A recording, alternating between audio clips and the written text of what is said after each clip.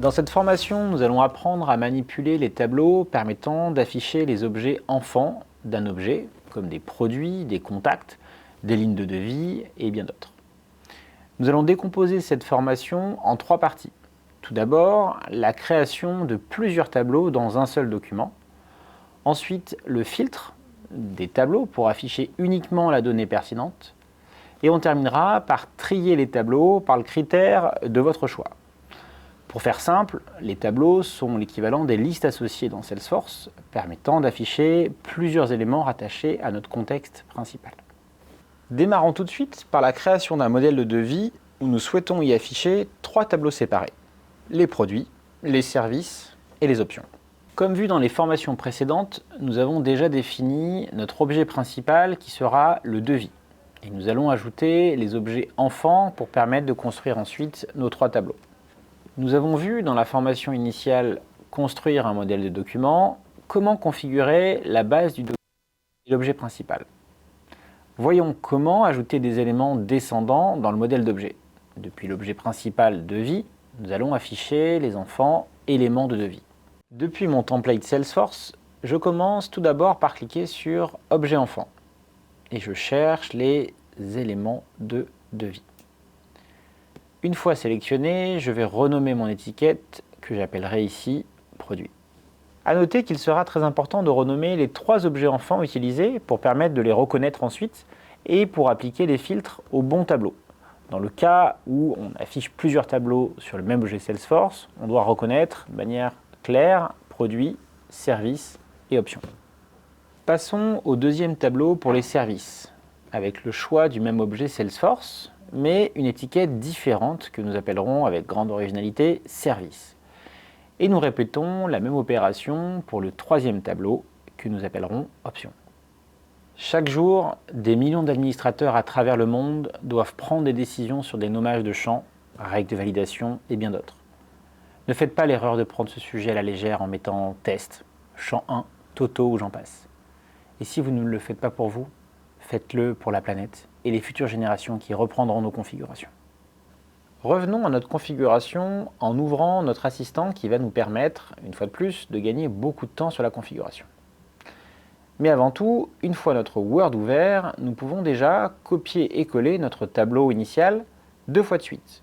Une fois pour les services, comme ceci, et une fois pour les options. Vous pouvez aussi repartir d'un modèle de document préconçu disponible depuis notre site web pour gagner un peu de temps sur la mise en page. Merci Doris, je ne savais pas que tu participais à cette vidéo. Enchaînons maintenant sur les mises en page de ces 3 tableaux qui pourront être complètement différents si vous le souhaitez. Ils vont agir comme 3 éléments indépendants dans la fusion. Nous pouvons bien sûr personnaliser les tableaux avec des mises en page différentes suivant s'il s'agit d'un produit, d'un service ou d'une option. Rendez-vous dans l'onglet Création et disposition du tableau pour choisir les couleurs, une largeur de colonne fixe par exemple. Une fois le design et les colonnes de mes 3 tableaux terminés, comme ceci, je vais pouvoir y ajouter les balises disponibles dans mon assistant. Une fois de plus, il faudra tout de même connaître votre Salesforce et savoir par exemple que l'information du nom du produit n'est pas directement sur l'élément de devis, mais bien sur la table produit liée à mon élément de devis. Pour cela, j'y accède via l'assistant en cliquant sur ID produit et en cherchant nom du produit. Je peux à présent coller la balise dans mon tableau. Je répète les mêmes manipulations pour la quantité, le prix unitaire et le prix total. Même chose également pour les autres tableaux en passant bien par l'accueil de l'assistant pour mettre les balises correspondantes au bon tableau. Retournons dans notre modèle de document dans Salesforce. Je charge à présent le modèle Word en cliquant sur « Charger version ». Je sélectionne mon fichier dans mon explorateur de fichiers. Voilà. Le modèle est valide et je peux à présent tester une génération pour voir le résultat. Nous avons bien 3 tableaux qui se génèrent avec l'ensemble des éléments de devis présents dans Salesforce. Il y a beaucoup trop d'éléments dans le tableau. Moi, je veux afficher les produits dans un premier tableau, les services et ensuite les options à la fin. C'est tout à fait normal. Nous avons utilisé 3 fois les lignes de devis sans appliquer de filtre pour l'instant. Je vous montre tout de suite comment filtrer chaque tableau sur les bons types d'éléments de devis. Dans cette partie, nous allons devoir expliquer à Salesforce comment savoir différencier un produit, un service et une option. Cela suppose que vous avez en tête le critère précis qu'il faut utiliser pour permettre de filtrer le tableau et que le critère soit bien un élément lié aux éléments de devis. Le critère qu'il faut prendre ici, ce sera bien la catégorie de produit. Effectivement, tu as un critère sur la table produit qui est intitulé catégorie et qui offre 3 choix. Produit, service et options. Retournons dans la configuration du modèle du document pour appliquer ces filtres. Il suffit de cliquer sur le stylo pour commencer. Rendez-vous dans la ligne « Filtrer » pour créer une nouvelle condition. Je navigue vers le lien « ID de produit » où se trouve mon critère de filtre et je sélectionne « Catégorie ». Ensuite, il manque uniquement à définir l'opérateur et choisir le filtre « Produit ». Je valide l'opération et mon filtre est bien appliqué. Et pour les produits, il ne faut pas afficher ceux avec une quantité nulle. Est-ce que tu peux faire ça? Oui, tout à fait. Je peux ajouter plusieurs conditions et définir la logique comme on le fait habituellement dans Salesforce, c'est-à-dire des AND, OR ou une logique personnalisée. J'ajoute donc un deuxième filtre sur la quantité qui doit être supérieure à 0. Vérifions ensemble que le filtre a bien fonctionné. Pour ça, je me rends directement sur un devis pour tester. Je vérifie que j'ai bien au moins 2 éléments de devis et que la donnée est bien complétée sur chacun pour que le test fonctionne bien. Je lance une génération et nous avons bien un tableau filtré uniquement sur la catégorie produit. Et le produit sans quantité a bel et bien disparu. Il suffira de répliquer la même opération pour les services et les options. Et voilà, voyons ensemble le résultat de cette finalisation de configuration. Nous avons bien 3 objets enfants à présent avec un filtre sur chacun d'eux qui filtre sur la bonne catégorie. Nous repartons sur notre devis de test qui a plusieurs produits avec des catégories d'appliqués. Et nous pouvons lancer une génération pour voir si les éléments se sont bien filtrés. Ok, mais c'est pas le bon ordre. Est-ce qu'on peut changer ça? Très bonne question et bonne transition pour la suite. Pour organiser les produits affichés, passons à la partie tri de tableau.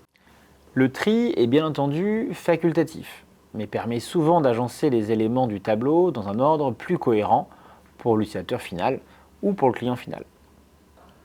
Nous repartons sur l'objet enfant pour accéder à la partie sur le tri des données. Je profite aussi d'être sur cet écran pour vous montrer que vous pouvez cocher la case, retirer le tableau si vide et même écrire un texte de remplacement pour ne pas afficher le tableau dans le cas où aucune donnée ne correspond à vos filtres. Cela évite d'avoir un tableau avec uniquement la première ligne d'en-tête qui n'est pas très professionnelle et qui n'apporte rien. Parlons plus en détail de la partie trier. Il suffit de sélectionner le champ sur lequel trier et de choisir l'ordre de tri parmi ascendant ou descendant. Testons à présent l'ensemble avec un tri sur le montant pour avoir les plus gros montants en haut de page par exemple. Prenons à nouveau notre devis pour tester et générons un document. Le document est bien conforme avec les montants classés dans l'ordre. Toujours un moment très émouvant quand une configuration se passe comme prévu. Clôturons à présent cette formation. En synthèse, nous avons pu voir comment créer des tableaux et y insérer les bonnes balises à l'aide de notre assistant. Nous avons pu utiliser les filtres pour permettre d'afficher uniquement les bons éléments dans chacun des tableaux avec notre produit, nos services et nos options. Et pour terminer, nous avons pu appliquer un ordre de tri pour permettre de faciliter la lecture en cas de nombreuses lignes dans nos tableaux. Poursuivez votre formation avec les modules sur les groupements et les requêtes personnalisées pour répondre à des cas d'usage plus avancés. Retrouvez toutes les ressources nécessaires pour vous former et répondre à vos questions sur university.gonexa.fr. Vous retrouverez toutes les formations en français ou en anglais sur chacune des solutions Gonexa. Téléchargez également les ressources pour accompagner vos projets comme des modèles de documents, d'emails ou de flux. Recherchez un article ou une formation par mots-clés depuis la recherche centrale et même contactez notre support animé par des experts Salesforce qui seront ravis de répondre à vos questions.